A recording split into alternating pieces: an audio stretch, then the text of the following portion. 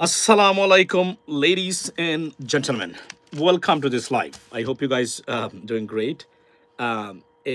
Dalala cherry কি হইছে আম জনতা পার্টির এটি কি ভাই কিছু বলুন শুনতে ভালো লাগে thank you so much ladies and gentlemen for joining and waiting for me and let me tell you something রাজনীতিবিদদেরকে এক পয়সার দাম দিতে ইচ্ছা করে না কেন জানেন কারণ এরা অথর্ব অপদার্থ এরা আপনাদের জন্য কখনোই কাজ করেনি ঠিক মতো not all of them vast majority of them that's why let me make it clear কারণ সততার উৎকৃষ্ট নিদর্শন কিছু রাজনীতিবিদও বাংলাদেশে তৈরি হয়েছিল আনফর্চুনেটলি এরা বেশি দিন সার্ভাইভ করতে পারে না আমি আজকে আপনাদের সামনে আমি আতঙ্কিত এবং ক্ষুব্ধ দেখুন আমরা কত ইতিহাস জানা থেকে বঞ্চিত মানে আমরা যেহেতু এগুলা নিয়ে গাটাকাটি কম করি এখন এই জন্যই এই কাজটা মানে বিএনপি এবং জামাত থেকে আসা উচিত ছিল এগুলা এতদিন কেন আসে নাই এজন্য তারা দায়ী বাংলাদেশি জাতীয়তাবাদের ধারক বাহক যারা মনে করেন তারা দায়ী আজকে আমি আপনার এই যে আমাদের ব্যারিস্টার ভাই নামটা ভুলে গেলাম আমাকে মনে করিয়ে দিবেন ওনার বক্তব্য শোনার পরে আমি ভুলে গেছি নামটা আপনার এগেইন আপনার এই নামটা আমাকে মনে করিয়ে দিবেন আমি চিনি উনাকে ব্যক্তিগতভাবে চিনি না বাট আমি উনাকে আমি চিনি তো উনি আজকে একটা বক্তব্য দিয়েছেন বাংলাদেশের ইতিহাস নিয়ে অর্থাৎ বাংলাদেশের জুলাই নিয়ে কটাক্ষ করা আব্দুল নূর তুষার মানে আমাদের তথাকথিত বুদ্ধিজীবী আমরা সরি যে আমাদের সবচেয়ে বড় সমস্যা কি জানেন আমাদের বুদ্ধিজীবীরা তারা এক ধরনের এর যে পরজীবী মানে প্রাণীর মতো মানে এদের কোনো কনসিস্টেন্সি নাই এবং দেশপ্রেমটা তাদের কাছে খুবই অভাব তারা এমন কিছু জিনিস নিয়ে মানে যেভাবে তারা বিল্ট ইন বড় হয়েছে মানে ধরেন নাস্তিকতা ধর্মদ্রোহিতা এরপরে আপনার এই ভারতপন্থী এদের জিন কি ভাই আমরা কিভাবে তৈরি হয়েছে এরা কি এদের মা বাবা সবাই এবং পরিবারের যারা আছে এরা সবাই কোনো না কোনো মানে ভারতে থেকে আসছে না এদের এত প্রেম কেন মানে একটা দেশের প্রতি যে দেশ বিন্দু মাত্র সম্মান দেয় না তার জাতিকে যে দেশে আমাদের শেখ মুজিবুর রহমান সাহেব থেকে মানে হত্যাকাণ্ড থেকে শুরু করে শহীদ প্রেসিডেন্ট জিয়াউর রহমান থেকে শুরু করে প্রতিটা হত্যাকাণ্ড প্লাস বাংলাদেশের আজকের এই দুর্দশার জন্য যে দেশটা দায়ী বলে নাই ওই যে আমাদের মালয়েশিয়ার একজন আপনার এই যে উন্নয়ন বিষয়ক মন্ত্রী বলেছিলেন যে আপনাদের সবচেয়ে বড় দুর্ভাগ্য হলো আপনাদের তিন দিকে ভারতের মতো দেশ that's what it is right না ফুয়াদ না ভাই ফুয়াদ না আমি আপনাকে দেখাচ্ছি ওনার বক্তব্যটা আপনারা চিনবেন ডেফিনেটলি চিনবেন আমি একটু আমার ওনার নামটা একটু আমাকে স্মরণ করিয়ে দিবেন কারণ এখন আমার কাছে আমার ল্যাপটপেও এটা আমি সরাইব না স্ক্রিন ওইটাতে কিছু বাইর করতে পারবো না বার করবো না তো আপনার এই যে ওনার বক্তব্যটা শুনেন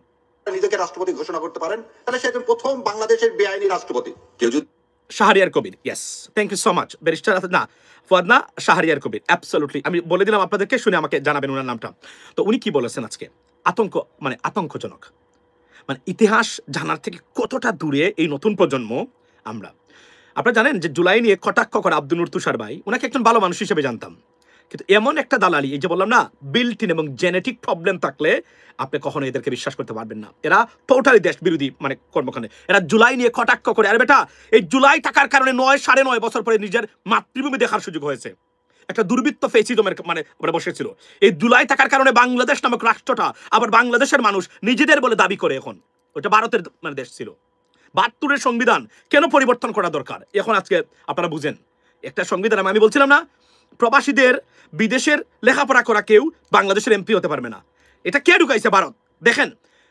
54 বছর আগেও ভারত কতটা বাংলাদেশ নিয়ে ষড়যন্ত্রে লিপ্ত ছিল এই প্রভিশনটা এখানে দিছে মানে যেন সুযোগ্য মানুষ যোগ্য মানুষ লেখাপড়া করা মানুষ কোনোদিন এই কাজ যুক্তরাষ্ট্রের মতো দেশে তাদের ডুয়েল সিটিজেন যাদের আছে তারা কংগ্রেসম্যান হতে পারে সেনেটর হতে পারে প্রেসিডেন্ট হতে পারবে না দ্যাটস ফাইন সেনেটর হতে পারে কংগ্রেসম্যান হতে পারে গভর্নর হতে পারে কিন্তু আমাদের দেশে একজন এমপি হতে পারবে না বিদেশ থেকে লেখাপড়া করা মানুষ দেশে গিয়ে যে কন্ট্রিবিউট করবে ডাইরেক্টলি শিখে কারণ অথর্ব অবতার তো এই রাজনীতিবিদদের এই আপনার এই যে তাদের যে এই পরিবেশে সেই সুযোগটা বন্ধ করে দিয়েছে এই 72-এর এই কলঙ্কিনী এবং দেশদ্রোহী সংবিধান এটাকে ছুঁড়ে ফেলে দেওয়া উচিত দিয়ে একটা নতুন বাংলাদেশি মানুষের জন্য একটা সংবিধান ভারতের লিখে দেওয়া ডক্টর কামালকে কেন আমি সম্মান করি না এখন জানেন আমি মনে করতাম উনি খুব বিজ্ঞ লোক আরে বাপরে বাপ এমন একজন লয়ার উনি নাকি ইন্টারন্যাশনাল কোর্টে বাংলাদেশকে রিপ্রেজেন্ট করে সবই বোয়া সবই ফক্কিবাজ আমাদের খালেদ মহিউদ্দিন ভাইয়ের গতকালের ইন্টারভিউ দেখছেন তো কয়েকদিন আগে ইন্টারভিউ দেখার পরে মনে হয়েছে দেখেন আপনি কল্পনা এখন প্রশ্ন তুলতে পারেন আপনি যদিও কিছু দালাল এসে বলবে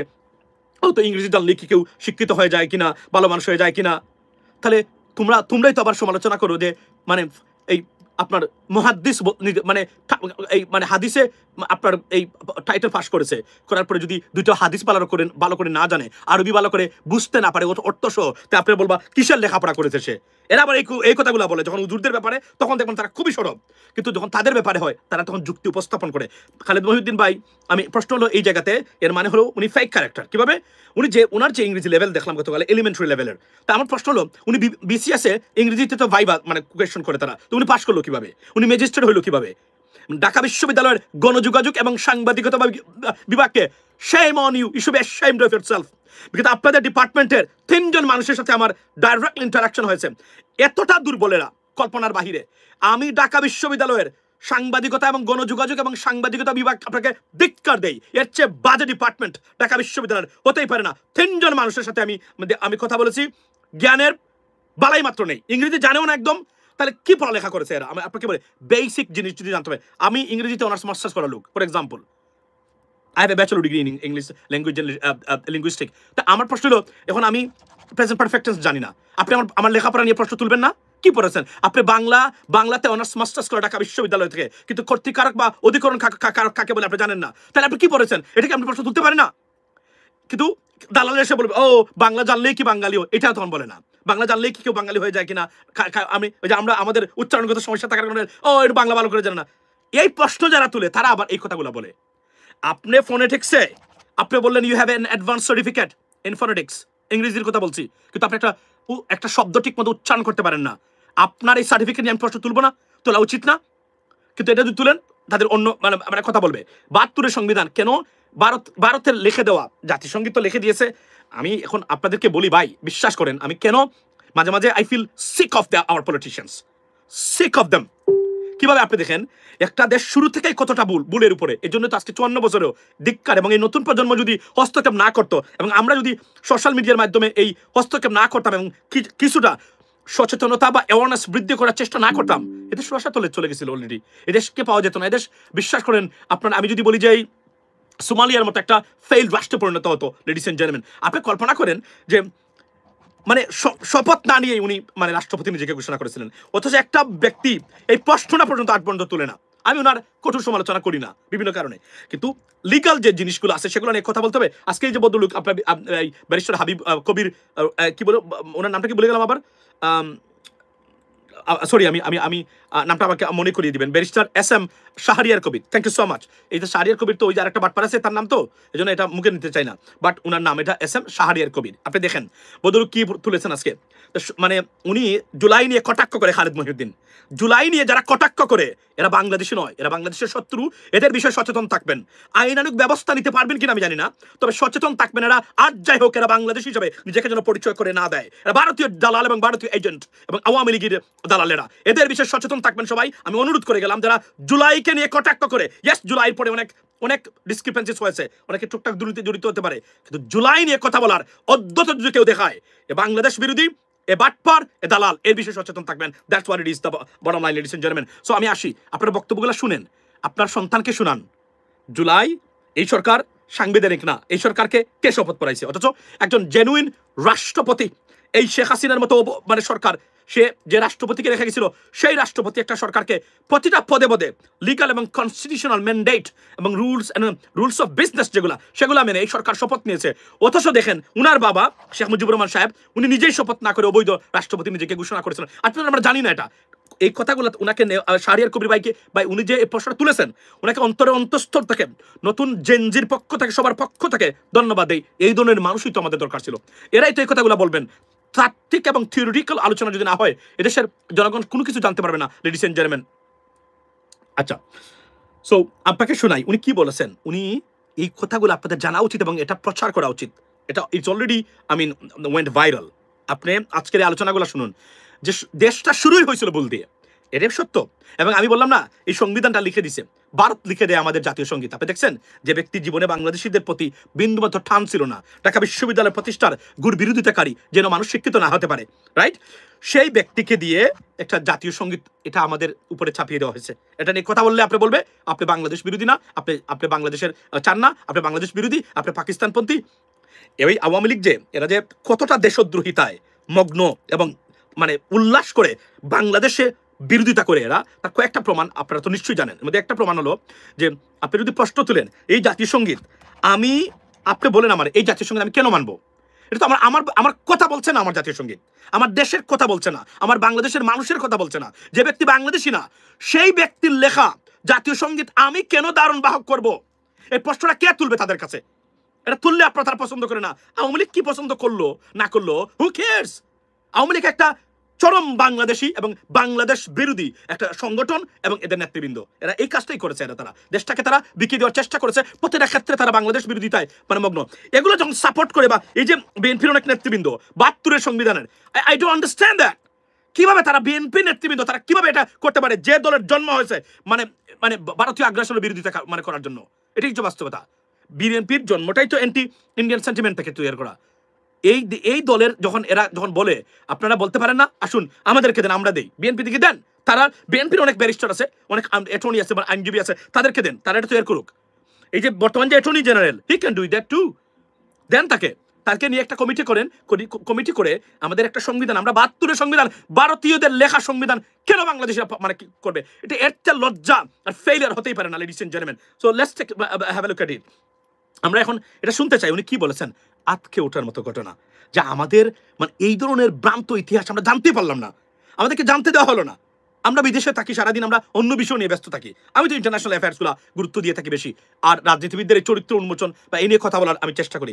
এই যে গভীরভাবে এগুলো আরও ইতিহাস আছে, এগুলো তুলে আনা দরকার ছিল, রাইট? আজকে বলে মানে স্বাধীনতার 54 বছর পরে এসে শহীদের সংখ্যা আমরা জানি না আপনার এই যে ভারতের শরণার্থী মানে কতজন ব্যক্তি ভারত কি নিয়েছে।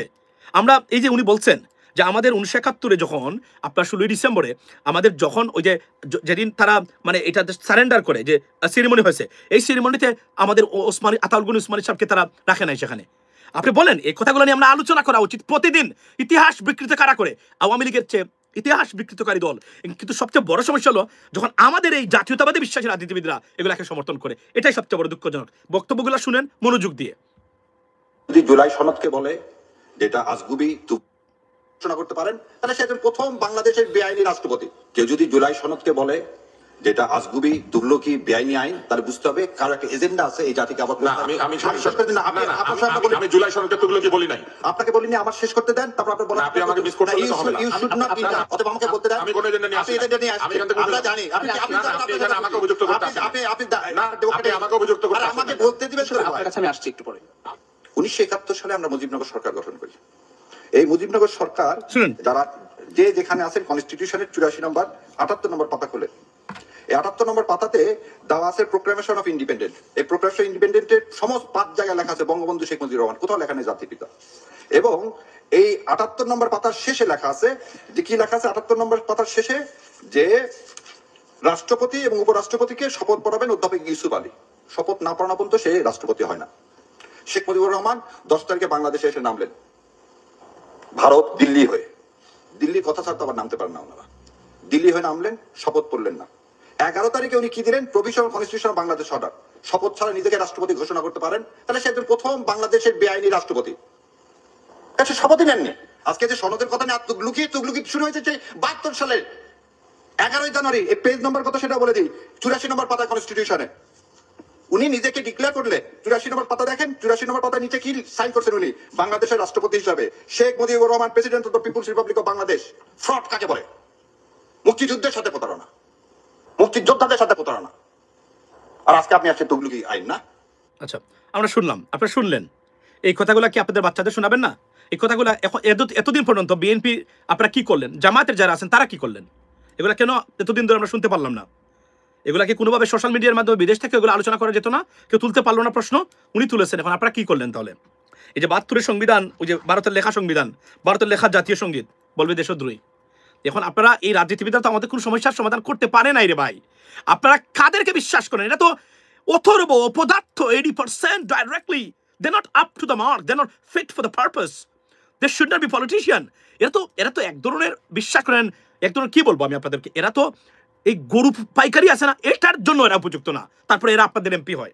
আপনি দেখেন এই দেশটার শুরু থেকেই কি পরিমাণ ভুল তারা করে রেখেছে প্রত্যেকটা ক্ষেত্রে, এগুলো নিয়ে আমরা কথা বলেছিলাম অনেক আগেই। এখন এসে বলবে কি, এবং এটা আওয়ামী লীগরা মানতে চায় না, নিতে চায় না, তারা নিবে না এটা। তারা বলবে যে ও জাতি মানে তাহলে এই কথাগুলো যে উনি সংবিধান নিয়ে ধরেন জাতির পিতা, আমি আপনাদেরকে বলি জাতির মানে পিতা বলছেন, বাই দ্য ওয়ে বলে নাকি please guys subscribe channel US Bangla, এটা আপনার কোনো পয়সা খরচ হবে না আপনার, এবং নোটিফিকেশনটা দিয়ে রাখবেন, এটা আমার অনুরোধ সবাইকে। আর বাই দ্য ওয়ে আমি বলে রাখি, আমার সোশ্যাল মিডিয়া প্ল্যাটফর্মসে ভয়ঙ্করভাবে হামলা চলছে আবারও।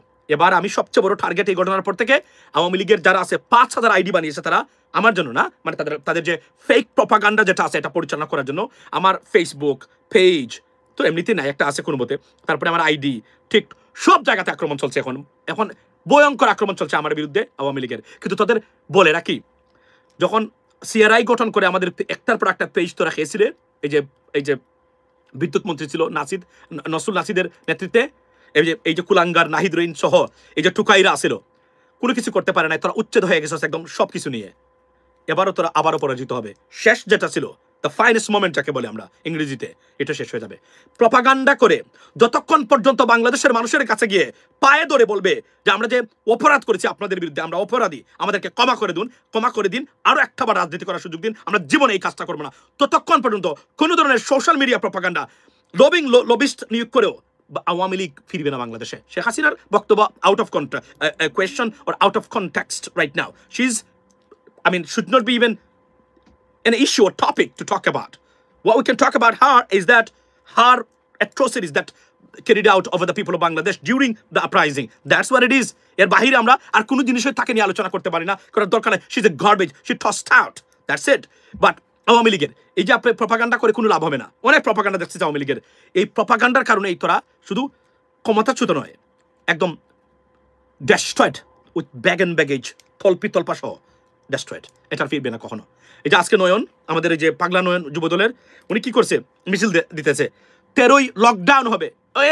ওই নয়ন ভাইকে যদি আপনারা মানে যদি অনেক সমালোচনা আছে ওনার, তারপরেও তাকে দায়িত্ব দিলে একদম ঢাকা ক্লিয়ার করে রেখে দেবে সে। That's it. সত্যতা বলতে গেলে কিসের লকডাউনের নাম যারা নেয় এবং যারা বিদেশে বসে এগুলাকে সন্ত্রাস উচকে দিচ্ছে, সরকারের এখানে ব্যর্থতা। আমি আপনাদেরকে বলি, সরকার যদি সংশ্লিষ্ট দপ্তরে এটা নিয়ে লবিং করে, they will get a result.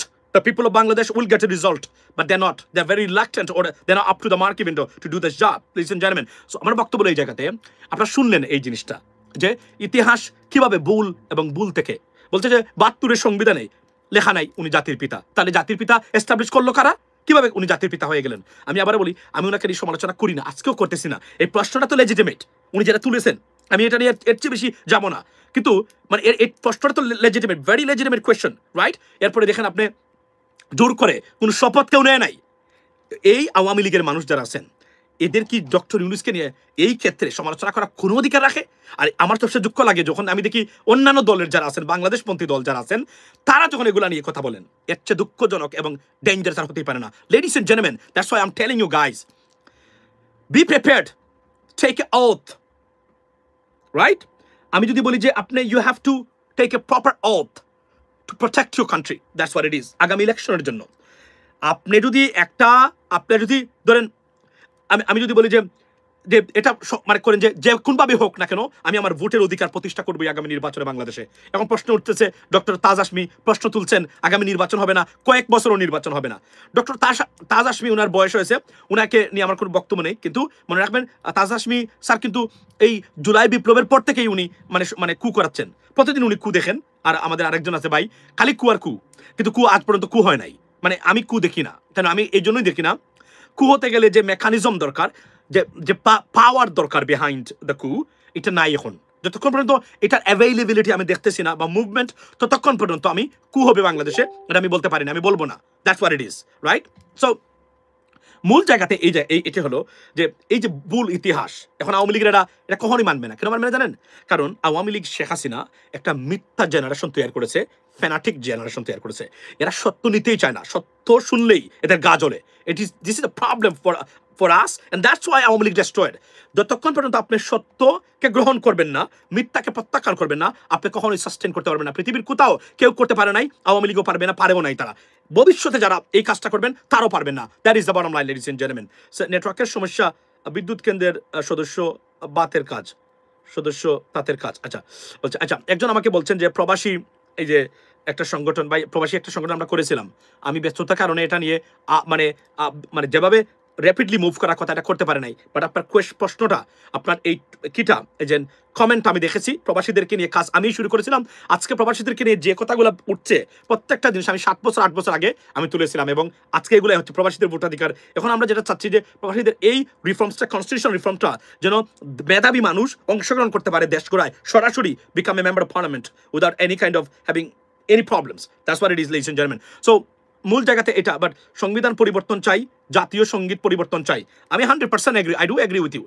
Because আমি মনে করি না যে ব্যক্তি জীবনে বাংলাদেশের ভালো চায়নি, যে ব্যক্তি বাংলাদেশের প্রতি তার কোনো টান নেই, মমতা নেই, ভালোবাসা নেই, যে ব্যক্তি ঢাকা বিশ্ববিদ্যালয় স্থাপন করার মতো এই গুরুত্বপূর্ণ জিনিস জাতিকে পরিবর্তন করার একটা মাধ্যম, সেটার বিরোধিতা করে সেই ব্যক্তির লেখা জাতীয় সঙ্গীত বাংলাদেশে কিভাবে থাকতে পারে? এটা আমার সবচেয়ে বড় প্রশ্ন। এবং আমি মনে করি জেনজি ছাড়া এটা পরিবর্তন করতে পারবে না কেউ, এটাই হওয়া উচিত। এবং 72-এর সংবিধান ছুঁড়ে ফেলে দিয়ে টয়লেটে আমাদের নতুন সংবিধান করতে হবে, যে সংবিধান বাংলাদেশিদের দ্বারা লেখা হবে, বাংলাদেশিদের জন্য লেখা হবে। That's what we need. এবং বাংলাদেশের আর্থসামাজিক সবকিছু মিলিয়ে যে মূল্যবোধের ভিত্তিতে যে সংবিধান সেই সংবিধান হবে, সেই সংবিধানে আমাদের সবার অধিকার সুরক্ষিত হবে। আমাদের মাইনরিটি যারা আছেন, যদিও আমি মাইনরিটি শব্দটা উল্লেখ করতে চাই না, আমাদের হিন্দু যারা আছেন তাদের অধিকার সমানভাবে যে বাংলাদেশি হিসেবে রক্ষিত হবে, সবার অধিকার প্রতিষ্ঠিত হবে ইকুয়ালি। আমরা এখানে কোনো ডিসক্রিমিনেশন চাই না। সুতরাং 72-এর সংবিধান পরিবর্তনের জন্য বিএনপি নেতৃবৃন্দ যারা আছে, বিনীত অনুরোধ করি আপনাদেরকে, please do not go against it, do accept the changes,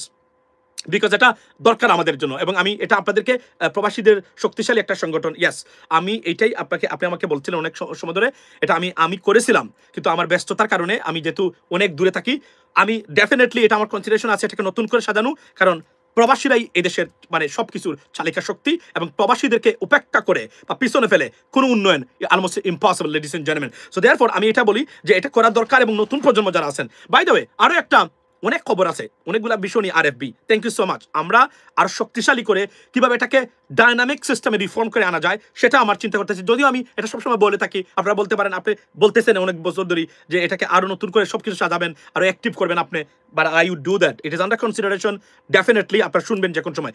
বলে রাখি, সেকেন্ড থিং হলো, কেননা এই প্রবাসীদের যে গুরুত্বপূর্ণ জিনিস, এই যে প্রবাসীদের যে 1 লক্ষ টাকায় মালয়েশিয়ানরা, সরি নেপালিরা যেতে পারে, ভারতীয়রা 54,000 টাকায় সৌদি আরব, মানে কুয়েত, আবুধাবি, এই ইউএই এবং কাতারে যেতে পারলে, মালয়েশিয়াতে যেতে পারলে বাংলাদেশিদের 8 লক্ষ কেন লাগে? এগুলো নিয়ে আমরা সংগ্রাম করেছি বছরের পর বছর ধরে। এগুলো কেন হবে?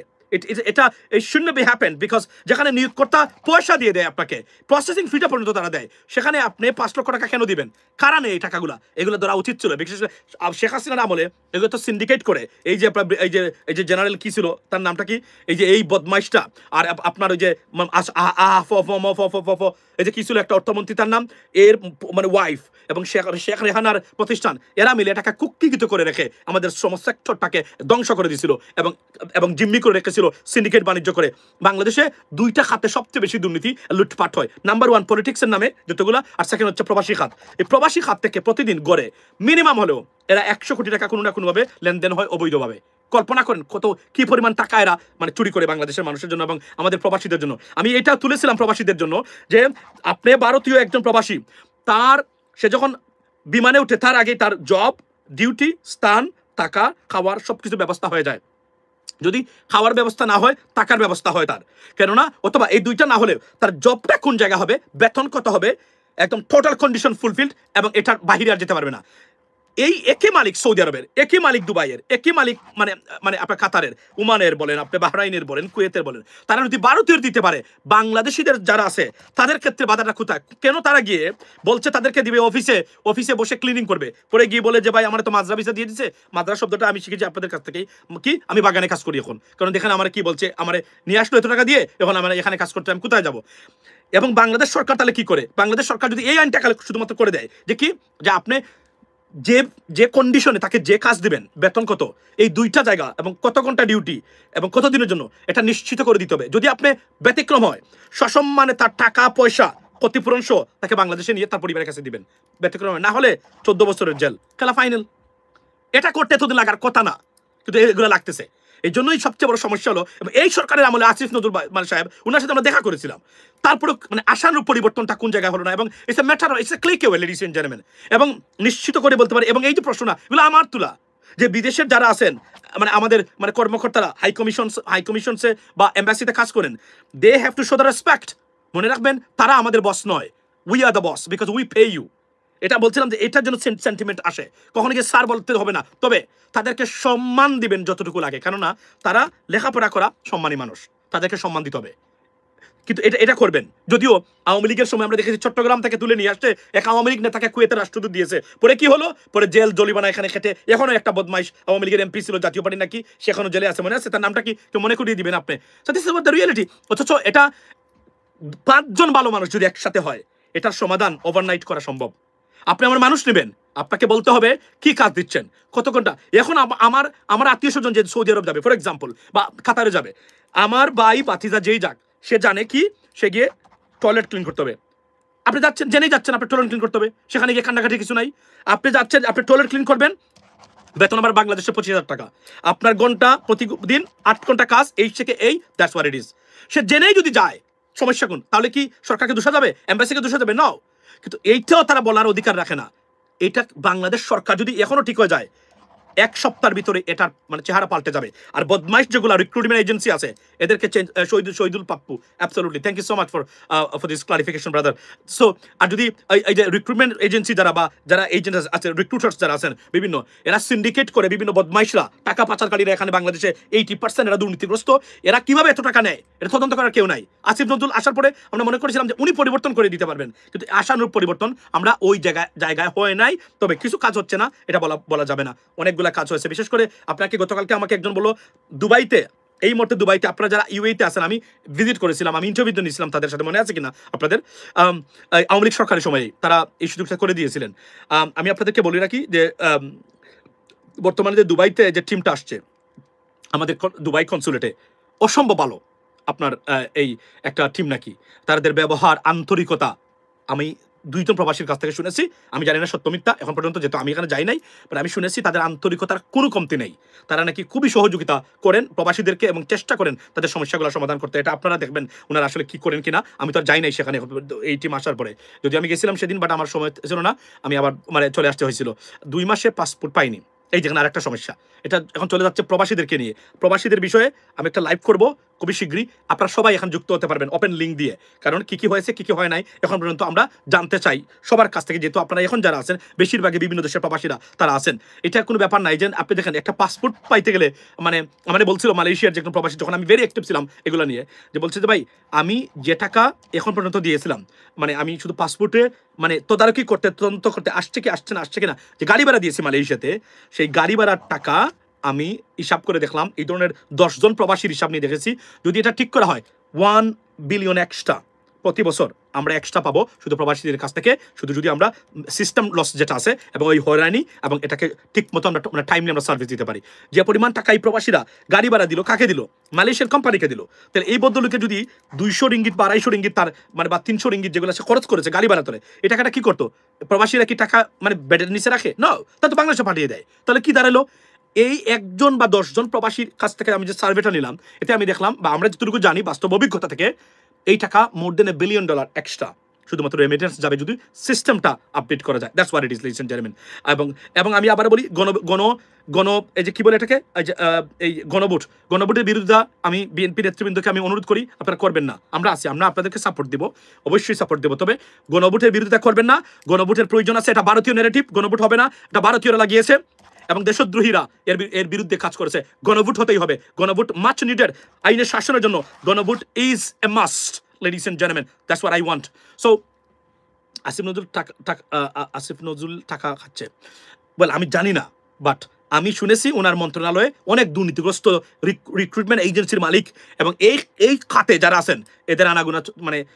এবং আমি যেদিন গেছিলাম, আমি সরি টু সে দ্যাট, আমি একজনকে বাইরে দেখছি, উনি বিখ্যাত একজন রিক্রুটার, উনি এই লোকটা ভালো লোক না আমি জানি, বাট আমি বলতে পারবো না সে দুর্নীতির জন্য গেছে, সে কোনো জন্য ইনকোয়ারি করার জন্য গেছে, বাট সরাসরি উনি টাকা খাবে আসিফ নজরুল, এটা বিশ্বাস করতে কষ্ট হয়, এটা আমি বিশ্বাস করি না। তবে ফেইলিওর হয়েছে এই ক্ষেত্রে, যে পরিমাণ আশাবাঞ্জক খবর, পরিবর্তন আমরা প্রয়োজন ছিল, সেগুলো আমরা এখন পর্যন্ত পাই নাই। তবে মন্দের মধ্যে অনেক ভালো ভালো কাজ হয়েছে, আনডাউটেবলি, এটা আমি আপনাদেরকে বলতে পারি।